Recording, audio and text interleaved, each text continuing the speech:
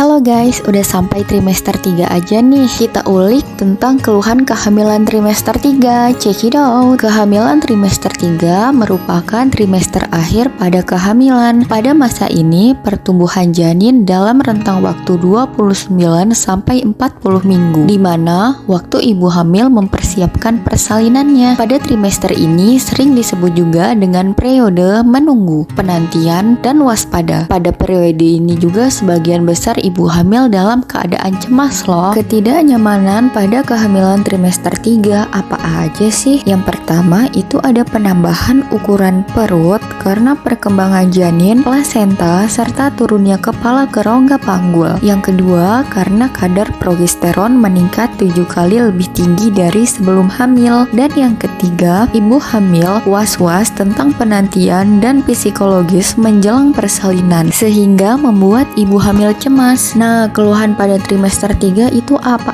aja ya permasalahannya? Yang pertama, sering berkemih. Yang kedua, varises dan wasir. Yang ketiga, sesak nafas. Yang keempat, bengkak, kram pada kaki. Yang kelima, gangguan tidur dan mudah lelah. Dan yang keenam, nyeri perut bagian bawah. Yang ketujuh, ada heartburn. Dan yang terakhir, ada kontraksi Braxton Hicks. Kita bahas satu-satu yuk. Yang pertama, itu sering berkemih. Sering berkemih dikeluhkan 60% oleh ibu hamil. Pada trimester 1, 59%. Pada trimester 2, 61%. Dan pada trimester 3, sebanyak 81%. Rahim dan janin akan semakin membesar dan mulai turun ke area panggul untuk mempersiapkan persalinan. Akibatnya kandung kemih akan tertekan dan membuat ibu semakin sering buang air kecil. Hati-hati juga ya, sering berkemih bisa tanda-tanda waspada. Yang pertama itu ada infeksi saluran kemih dan yang kedua ada diabetes gestional. Untuk infeksi saluran kemih, peningkatan frekuensi buang air kecil bisa menjadi tanda infeksi saluran kemih. Gejala lainnya termasuk rasa nyeri ketika buang air kecil, adanya darah dalam urin, dan tubuh mengalami demam. Untuk diabetes gestional, penyakit diabetes yang terjadi hanya saat kehamilan. Pada wanita yang sebelumnya tidak memiliki diabetes hanya dialami oleh ibu hamil. Selanjutnya ada varises. Varises yaitu pelebaran pada pembuluh darah balik vena yang menyebabkan hambatan pada pembuluh darah. Biasanya pada ibu hamil terjadi di kaki, namun ada pula yang terlihat pada vulva dan anus atau hemoroid. Pencetus terjadinya varises yaitu riwayat keluarga, bisa berdiri juga terlalu lama, dan usia. Untuk cara mengatasinya yaitu exercise teratur. Saat tidur posisi kaki lebih tinggi daripada kepala, antara 10-15 menit miring. Hindari duduk pada posisi kaki menggantung. Wasir atau hemoroid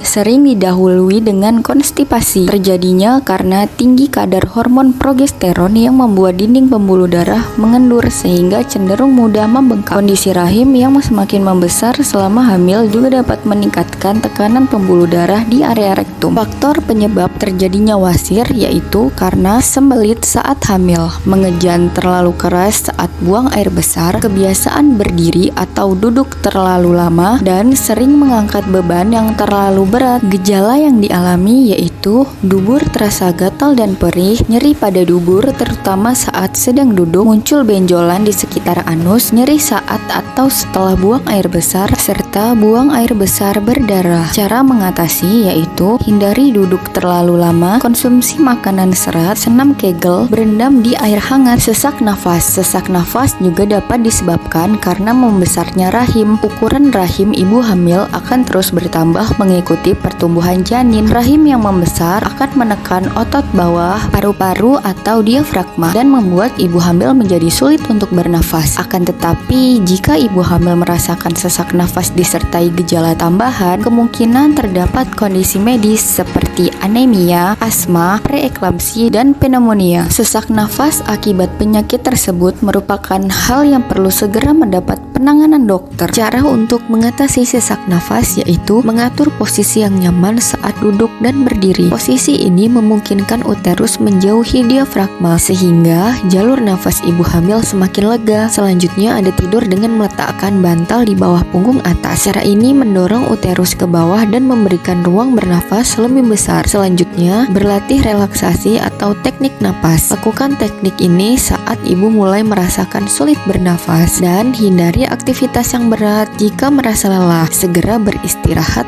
karena aktivitas berat memicu kelelahan yang menyulitkan ibu hamil bernafas. Lanjut, ada bengkak pada kaki. Bengkak atau odem pada kaki yaitu keadaan penumpukan cairan. Biasanya keluhan ini muncul saat kehamilan di atas 34 minggu. Hal ini dikarenakan adanya tekanan uterus yang semakin meningkat dan memproduksi sirkulasi cairan. Bertambahnya tekanan pada uterus dan tarikan gravitasi menyebabkan retensi cairan semakin besar. Yang harus dilakukan yaitu hindari menggunakan pakaian ketat, berdiri terlalu lama, dan duduk tanpa sandaran. Lakukan latihan ringan, senam Kegel, dan berjalan teratur guna memfasilitasi peningkatan sirkulasi. Selanjutnya, mandi air hangat untuk relaksasi dan makan makanan yang mengandung vitamin B dan kalsium. Lanjut, ada kram pada kaki. Kram biasanya terjadi pada ibu hamil pada usia 24-36 minggu. Keluhan ini diperkirakan terjadi karena adanya gangguan sirkulasi pada pembuluh darah panggul yang disebabkan karena tekanan uterus yang semakin membesar. Asuhan yang diberikan yaitu meluruskan kaki yang kram pada posisi berbaring, lalu menekan pada tumit. Lalu saat tidur, posisikan kaki lebih tinggi 20-25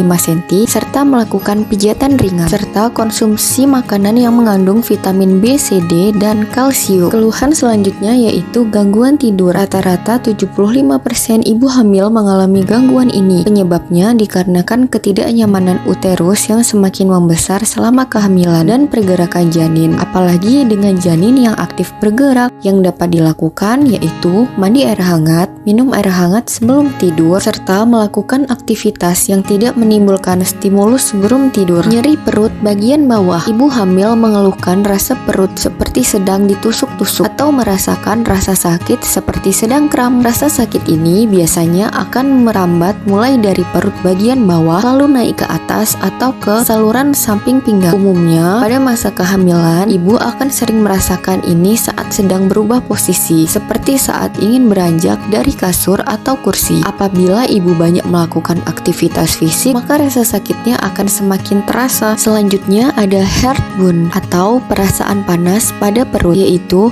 rasa terbakar di saluran pencernaan bagian atas termasuk tenggorokan. Biasanya terjadi sekitar 7-40% pada kehamilan. Gejalanya merasa tidak enak badan, sering bersendawa, merasa nyeri dan panas di bagian dada, merasa nyeri seperti ditusuk-tusuk benda tajam pada bagian ulu hati, rasa pahit atau asam di mulut, perut kembung, penurunan nafsu makan. Gejala dirasakan lebih parah setelah makan atau saat berbaring. Yang harus dilakukan yaitu mengurangi porsi makan, tapi meningkatkan frekuensinya. Misalnya, jika biasanya ibu makan 3 kali sehari dengan porsi normal, maka cobalah makan 5-6 kali sehari dengan porsi yang lebih sedikit. Lalu, menghindari makanan pemicu. Makanan pemicu asam lambung naik seperti makanan pedas, makanan asam, dan minuman berkafein atau makanan berlemak. Lalu, makan secara perlahan. Makan terlalu cepat dapat menyebabkan ibu menelan udara sehingga memicu penumpukan gas dalam perut. Sebaiknya makanan secara perlahan sampai halus untuk mempermudah kinerja organ perut dalam menyerap nutrisi sekaligus mencegah masuknya gas ke dalam perut. Selanjutnya, hindari makanan dan minuman bersamaan. Makanan dan minuman secara bersamaan dapat menyebabkan perut terasa begah karena banyaknya cairan yang bercampur dengan makanan. Hindari tidur setelah makan.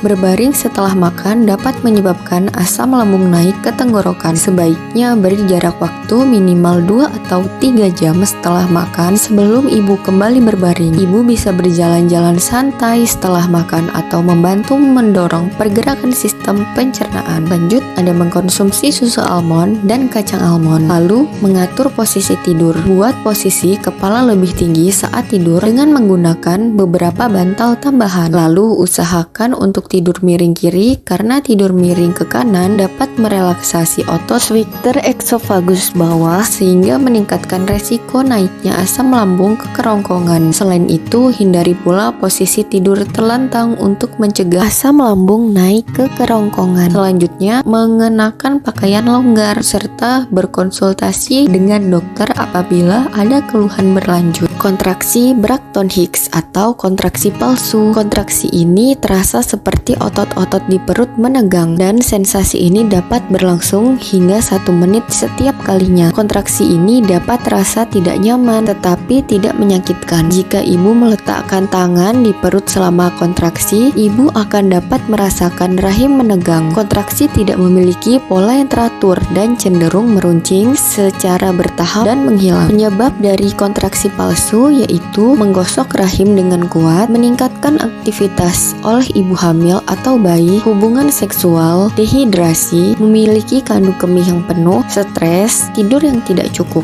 Oke, sekian dulu ya video tentang trimester 3 ini. See you next video. Bye bye guys.